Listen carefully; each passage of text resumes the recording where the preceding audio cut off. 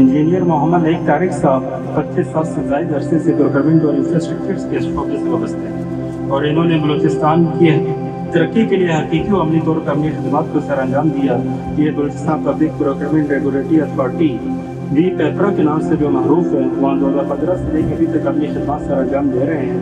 इसके अलावा इन्होंने regulatory oversight of all provisional procurement को लीड भी किया और ये EPPS प्रोग्राम के जो कि पाकिस्तान में अपनी नोयत का पहला प्रोग्राम है, उसके आल बलूचिस्तान डायरेक्टर भी हैं। इन्होंने बलूचिस्तान पब्लिक प्रोक्योरमेंट रूल्स की पॉलिसी को ड्राफ्ट किया जो आज के वक्त इम्प्लीमेंटेड भी है। इन्होंने 20,000 से ज़ायद टेंडर्स को एवेल्युएट किया और 3,000 से ज़ायद ऑफिसर्स को इन्होंने ट्रेन किया।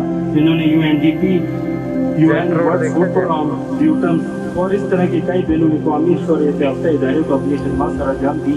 तो मैं इंजीनियर मोहम्मद से दरख्वास्त करूँगा कि वो आए और अपने अवार्ड वसूल करें। तुम शाहीन हो उड़ते चलो कि खुला है आसमान, फिर क्या फिक्र है देश को जब